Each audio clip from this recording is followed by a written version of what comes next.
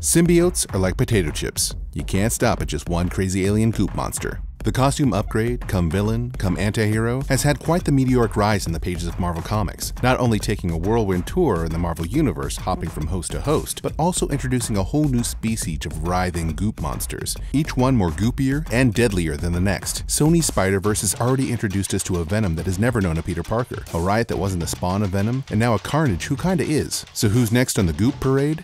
Enjoy the show! Somewhere between the sixth cosmos and the seventh one that makes up the current Marvel Universe, there was nothing, and that's how Knull liked it. Unfortunately, the cosmos regenerated anyway. Knull took his complaints to the closest thing the cosmos had to a manager at the time, the Celestials, by beheading one of them, which later became Nowhere. He must be going somewhere. No. Knull took that head and whipped himself up a batch of new species that he hoped would wipe out all the boresome, teeming life that just keeps popping up. That species eventually thought their creator was a big old jerk and imprisoned him, and even named themselves essentially a prison, the Clintarians. Knull's presence has been peppered through the MCU already. There's his handiwork, known as Nowhere. Hela looked to be wielding one of his darker creations. Thor is set to fight Gorr the God Butcher, who got his god-butchering ways by watching Knull, including giving him a suit. With all the cinema Venom's dealing with his own kind, Knull can't be too far behind to settle the score. While we're on the subject of Knull and his gnarly creations, before he thought of creating a species of beings that would bond with and eventually destroy all other beings, he went and crafted himself a really sweet sword. You can't conquer the cosmos without a sweet sword. That's just science. Being a being of unimaginable horror, Knull went about crafting a proper nightmare of a sword. He forged it in the head of a Celestial. That's right, he beheaded a Celestial before he made a sweet sword, and used his own dark shadow to create the weapon of immense darkness known as All Black. It's also called the Necro Sword, or wait for it, the God Slayer. All Black the Necro Sword is not only a cool name for a cat, it's also something that has, visually at least, already shown up in the MCU as a weapon Hela used to claim Asgard in the name of her. Could Hela have been utilizing the first symbiote? Assuming it survived Ragnarok, it could end up looking for a new master to take in, that rogue symbiote Venom.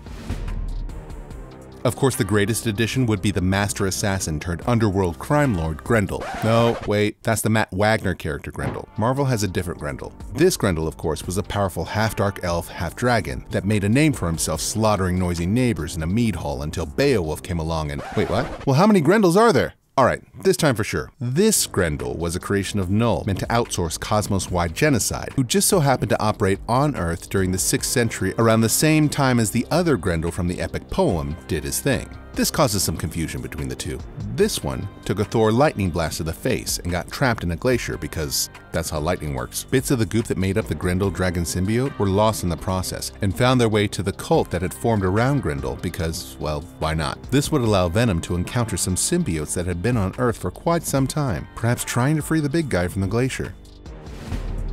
While there can potentially be an endless parade of dark goop monsters to fight the dark goop monster that is Venom, but what if a bit of a switch up? Eddie and Venom's relationship is tricky at best, like that couple you know that really needs to stop it and get counseling, but instead they inevitably end up back together after numerous breakups. On one of his goes at being alone, Eddie found himself being consumed by cancer and inevitably went to another supervillain for help, one Mr. Negative, who was running Feast, a homeless resource that also helps wayward superfolk. Mr. Negative's energy flipped things for the trace elements of Venom left behind, creating what else? Anti-Venom. Anti-Venom has the advantage of letting Eddie take the wheel, and it repels symbiotes. Feast appears in Spider-Man No Way Home that can also introduce Mr. Negative and pave the way for Anti-Venom.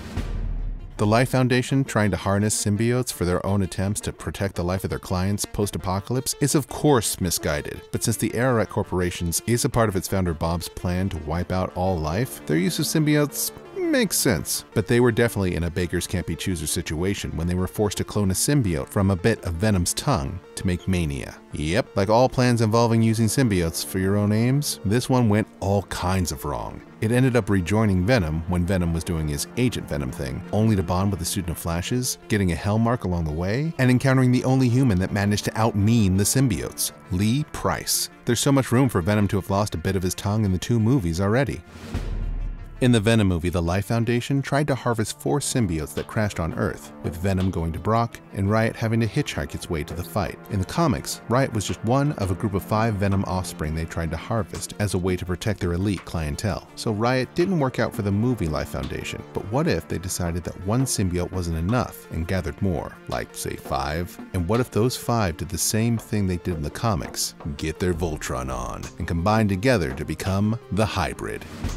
Technically, this would be a symbiote that was already introduced in Let There Be Carnage, namely Carnage, right there in the title really. While Cletus Cassidy might be patient zero for Carnage's crazy cocktail, it's not the only nutter to merge with Carnage. Spider-Man's original signature foe, Norman Osborn, found himself disconnected from his Goblin formula and went searching for a replacement. After no one would teach him magic, he bonded with Carnage to form Red Goblin, with a smart Hulk-style arrangement with Carnage on the promise that Norman Osborn would bring the crazy all on his own. Plus, now he could take the Goblin formula again. Green Goblin appearing in No Way Home could set the stage for the most gruesome pairing of Carnage's chocolate and Osborn's peanut butter. Venom spawned Carnage, and Carnage was even more terrifying. Some of Carnage's offspring have managed to become living horrors of their own, but one offspring, Toxin, ended up bonding with a decent police officer and decided to do the hero thing, squaring off against Venom himself while riding Eddie Brock. He would eventually team up with other well-meaning symbiotes to fight Chthon before the coming of Knull. This would tie a third Venom movie with the second to bring it full circle. Also, Chthon is the deity who wrote the Darkhold that Wanda is currently using to make her imaginary children not imaginary, creating a lot of room for Toxin to take place in the MCU.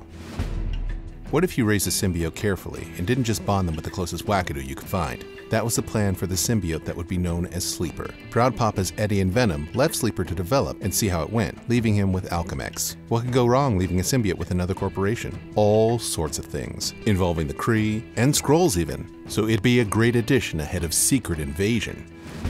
Part of the whole Agent Venom thing was that Flash Thompson had lost his legs in service to his country, and bonding with a forcibly tamed Venom would give him his legs back. And it worked, more or less. He got to be Agent Venom, a Guardian of the Galaxy, and even a Space Knight. Take that, Rom. So why not try again? For so many reasons. Taking a bit of Carnage, Michael Hall tried to make a prosthetic limb. Then, of course, Carnage broke free, and the symbiote limb bonded with Tennis Neves to create Scorn. Who is naming these creatures? Anyway, since the symbiotes are born with parent issues, Scorn joined the fight against Carnage before joining Knull on his Thanos was a slacker, let's just kill everybody plan. Certainly there will be plenty of people with bad ideas after Venom fights Carnage.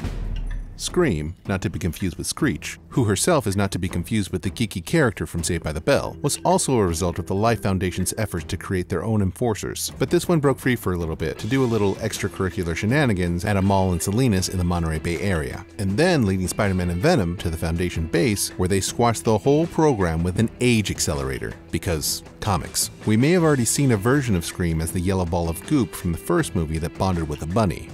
Run away! This last one, once again, isn't a new symbiote, so much as it's a pairing that seems almost as inevitable as it does awesome. Venompool. A product of the Venom universe separate from the 616 reality, this took the viciousness and sarcasm of Venom and combined it with the viciousness and sarcasm of Deadpool to form one deadly, hilarious chopping machine. That story isn't likely to be set up, but would work within the confines of Sony's Venom stories. Most likely, it would appear as a meta gag in Deadpool 3, and that's just fine.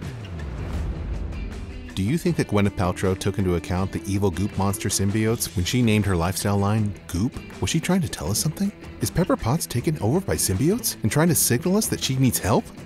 No, obviously. Silly people.